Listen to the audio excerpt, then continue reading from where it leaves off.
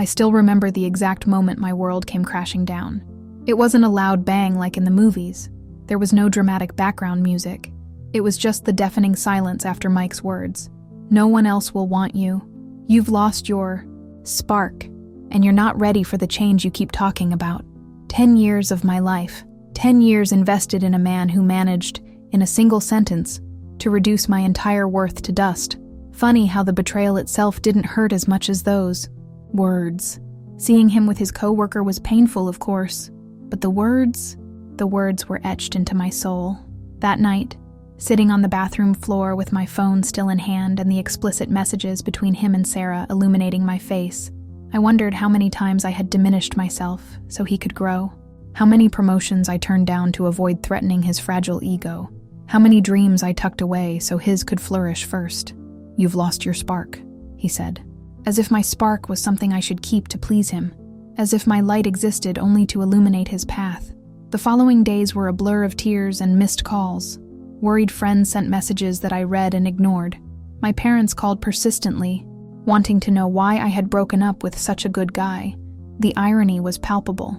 Everyone concerned about my well-being, but few willing to hear the truth, that behind that such a good guy was a man who had systematically destroyed my self-confidence. For an entire decade. "Clara, are you sure about this? Mike has always been your rock," my mother said on the phone 3 days after the breakup. I held back a bitter laugh. "Rock? What kind of rock is built on lies, Mom? All relationships have problems, honey. Your dad and I have also gone through crises. He cheated on me with his assistant, Mom, and then he said no one else would want me." The silence on the other end was her response. It was always like that. My family preferred silence over confronting any uncomfortable situation.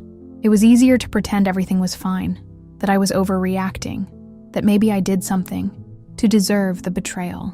It was Walter, my therapist, who extended the first lifeline in that sea of self-loathing I was drowning in. "Clara, what did you enjoy doing before you met Mike?" The question caught me off guard. What did I enjoy doing? My identity was so entwined with his that for a moment I couldn't answer. I liked painting and running in the park in the mornings. "And when was the last time you did any of those things?" I did the math in my head. "About 8 years ago?" Mike always said painting was a hobby for people without ambition. And running, well, he preferred the gym, and I started going with him. Walter looked at me with that expression I knew so well. It wasn't pity, it was understanding.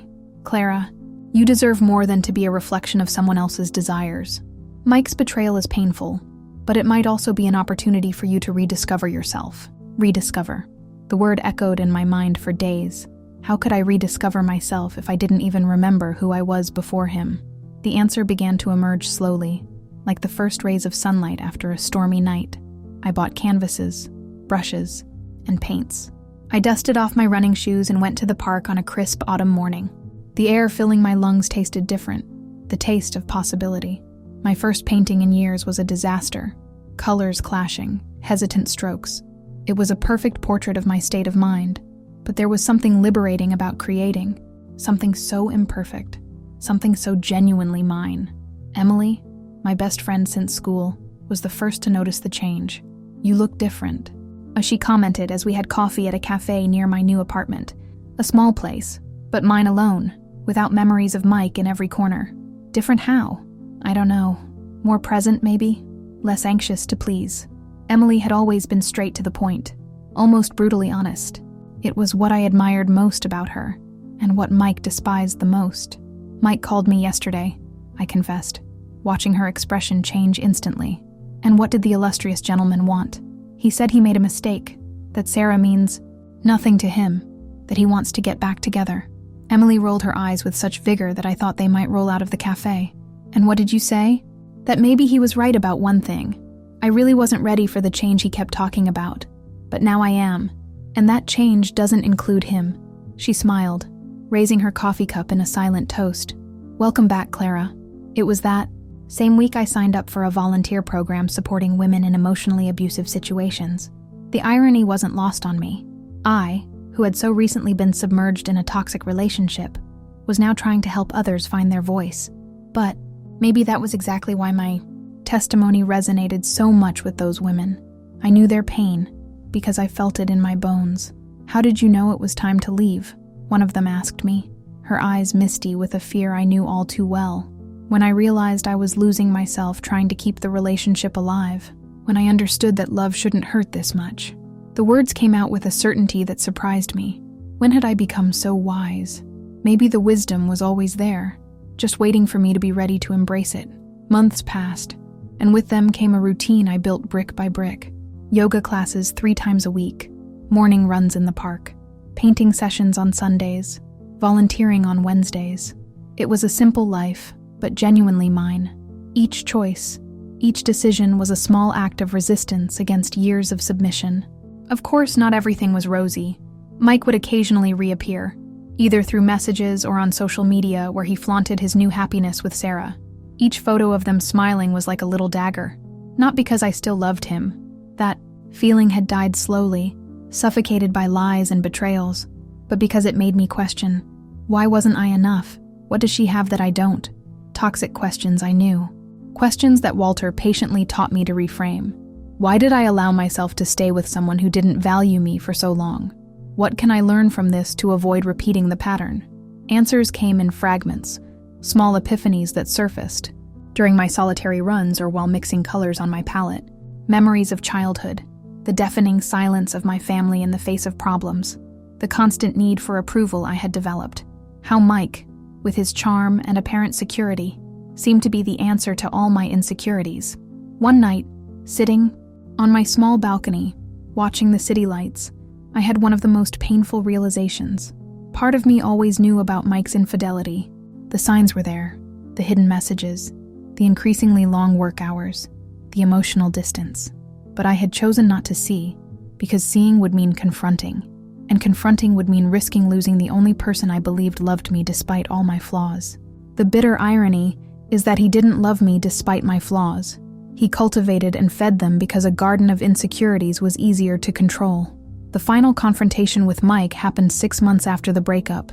He showed up at my apartment, unannounced, visibly intoxicated, demanding another chance.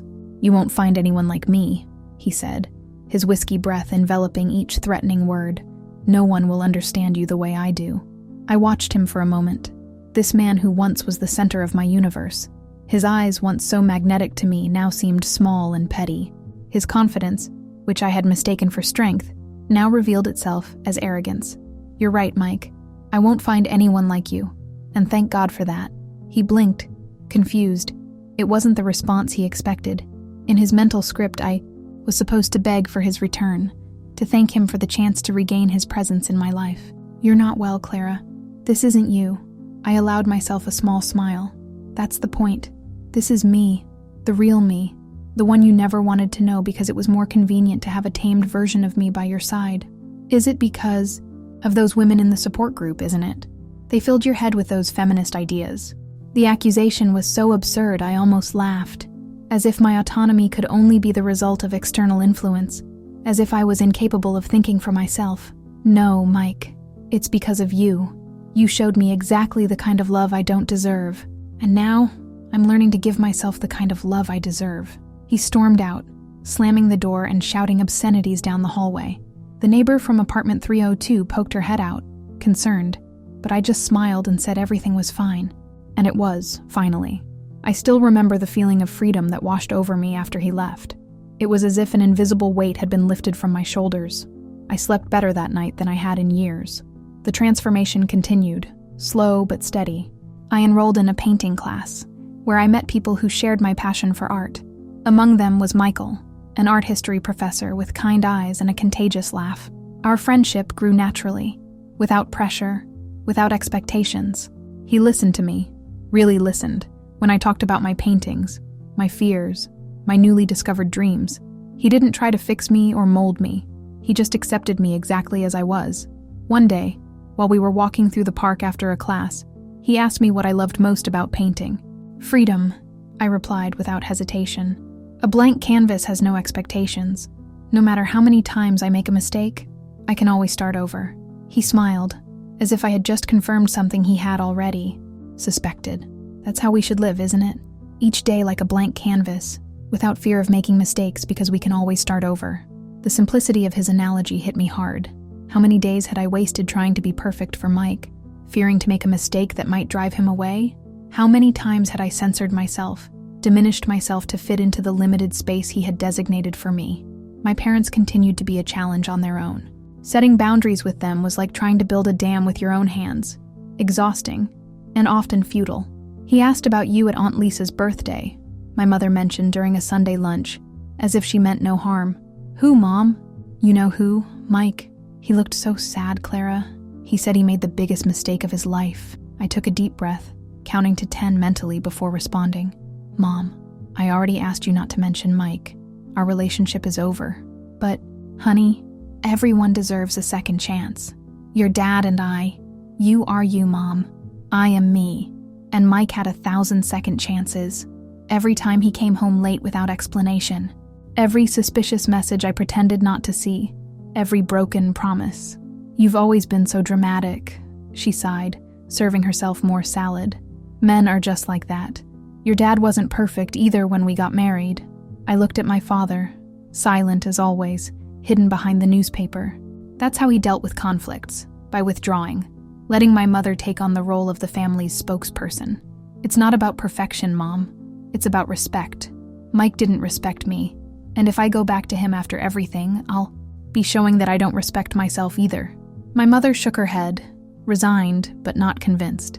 To her, the status of married or in a relationship was more important than the quality of that relationship. It was what she knew, the only model she had to offer. I left their house that afternoon with a renewed clarity. I wasn't just distancing myself from Mike, but from an entire belief system that prioritized the appearance of happiness over real happiness. The first anniversary of the breakup arrived without me noticing. It was Emily who reminded me, showing up at my apartment with a bottle of wine and a cake that read, "Happy Independence. 1 year of freedom deserves to be celebrated," she declared, opening the bottle with a dramatic flourish. Sitting on the living room floor with cheap wine glasses and pieces of cake in our laps, we reminisced about the past year. "Do you remember how you were in that first week?" she asked, her eyes softened by memories and alcohol. How could I forget? I could barely get out of bed. And now look at you. Volunteering, painting, new job. Oh yes, the new job. 3 months earlier, I had been hired as an art therapy coordinator at an NGO working with children in vulnerable situations. A job that combined my newly rediscovered passion for art with a greater purpose. "It's strange, you know," I commented, refilling our glasses. For so long, I believed Mike was my support system, that without him I would collapse. And in the end, it was precisely without him that I found my strength. Emily raised her glass in a silent toast. We didn't need more words. She had been there, witnessing every step of my reconstruction, applauding every small victory. It was that night, after Emily left, that I opened the memory box I had kept after the breakup. Photos, letters, small gifts that once meant the world to me. I examined each item with a detachment that surprised me. They seemed to belong to someone else, a version of me I no longer recognized. The last photo showed Mike and me on our beach vacation 2 years earlier. I was smiling at the camera. He was looking away, distant even when he was by my side. How didn't I notice before? The signs were all there, screaming to anyone who wanted to see. I put everything back in the box, but this time not to keep it. The next morning, I took it to a recycling center. It was time to transform those memories into something new, just as I had done with myself. The second year after the breakup brought even more changes. My work at the NGO introduced me to extraordinary people, including Maria, a psychologist who quickly became a friend and mentor. "You have a gift for connecting with these children," she told me one day after a particularly intense session with a boy who rarely talked to adults but had spent almost an hour painting beside me. "I think I understand what it feels like to be invisible," I replied simply. It was Maria who encouraged me to go back to school, to pursue a graduate degree in art therapy. "You already do the work in practice, Clara. You deserve to have formal recognition for it." The idea of returning to university at 32 was daunting. During my relationship with Mike, education had become a sensitive topic. He always devalued my desire to continue studying, arguing that I already had a good job, and that more education would be a waste of money.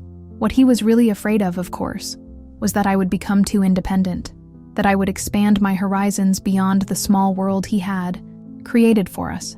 But now, the prospect of sitting in a classroom again, debating ideas, being intellectually challenged, filled me with an almost childlike excitement.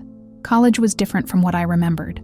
Or maybe I was different, more focused, more determined, less concerned with external approval. I met classmates of all ages, many like me, returning to studies after years of pause. Among them was Chris, a 40-year-old nurse who had decided to supplement his training with knowledge in alternative therapies. We became friends quickly, united by similar life experiences. He had also left a long-term toxic relationship. "How did you know you were ready to move on?" I asked him one day while we were studying together in the library. He thought for a moment, his eyes fixed on a distant point.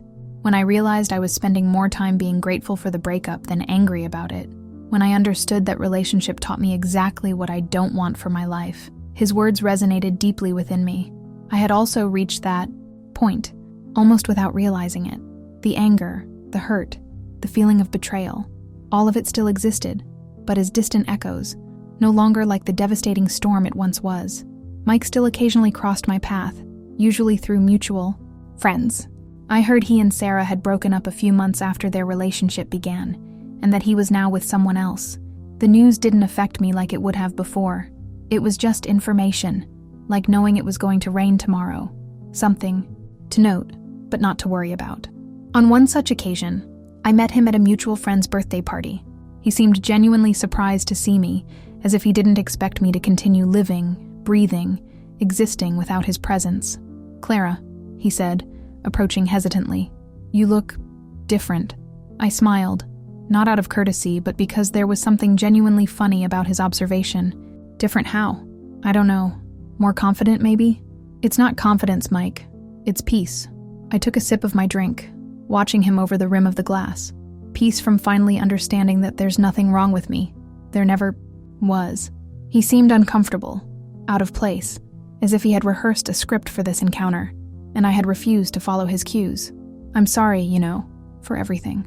I was in a bad place, and I know," I interrupted softly, "and I hope you're better now, honestly."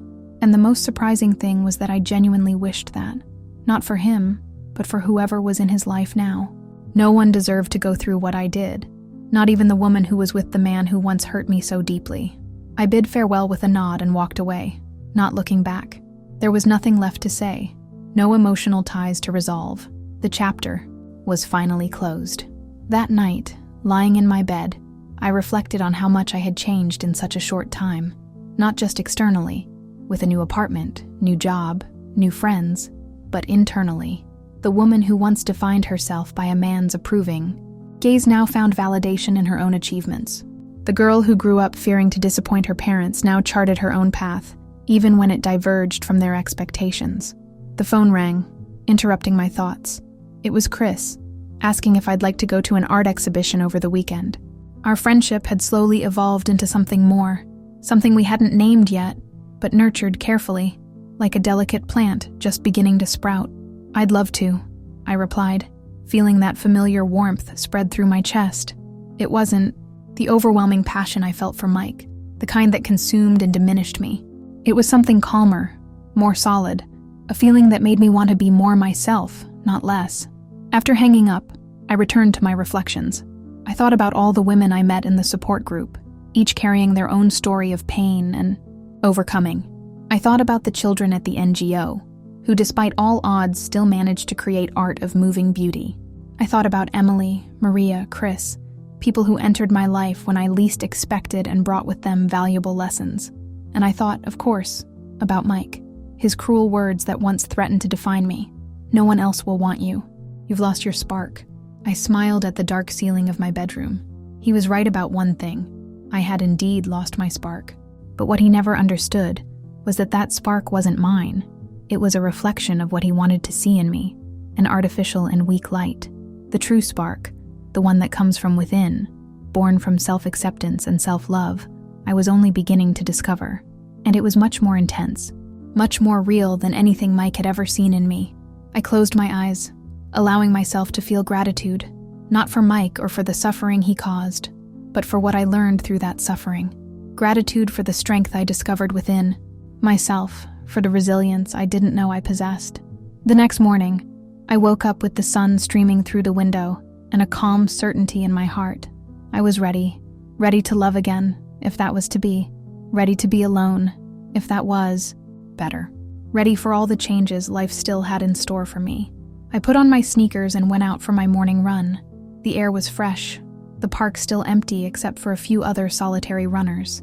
I felt my muscles warm up, my breathing find its rhythm, and as I ran, a phrase formed in my mind, clear as the sky above me.